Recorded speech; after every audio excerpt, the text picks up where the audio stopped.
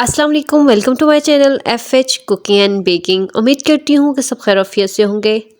First of all सबको रमज़ान मुबारक। अल्लाह पाक इस रमज़ान में न सिर्फ रोज़ा रखने बल्कि रोज़े को कायम रखने की तौफीक अता फरमाए, आमीन। और चैनल पर नए हैं तो चैनल को जल्दी से सब्सक्राइब कर दीजिए क्योंकि आज की ये वीडियो बहुत ही ज़्यादा ईजी, क्विक और टेस्टी होने वाली है। तो चलिए स्टार्ट करते हैं।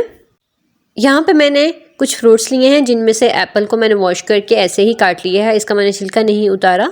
उसके बाद मैंने कप क्रीम का लिया है, आप किसी भी ब्रांड का यूज़ कर सकते हैं। और हाफ़ कप मैंने ली है चीनी, और एक कप क्रीम के अंदर मैंने हाफ़ कप चीनी को ऐड करके उसको अच्छे से मेल्ट करना स्टार्ट कर दिया है। आपने इसको अच्छे से मिक्स करना है ताकि जितनी भी शुगर है इसके अंदर वो अच्छे से डिज़ोल्व हो जाए। और उसके बाद इसके अंदर मैं कुछ फ्रूट्स ऐड करूँगी, जिनमें से सबसे पहले मैं इसके अंदर ऐड कर रही हूँ एक एप्पल।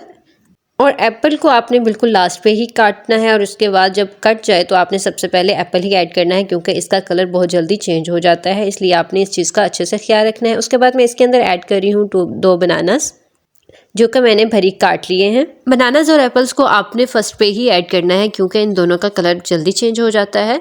तो इन दोनों को ऐड करने के बाद इसको आपने अच्छे से मिक्स कर लेना है, और बाद में बाकी जो फ्रूट्स है वो आपने ऐड करने हैं। अब मैं इसके अंदर ऐड कर रही हूँ हाफ़ कप के करीब पाइनएप्पल, और पाइनएप्पल आप टिन का यूज़ कर सकते हैं। और उसके बाद मैं इसके अंदर ऐड कर रही हूँ 5 अदद बारीक कटी हुई खजूर।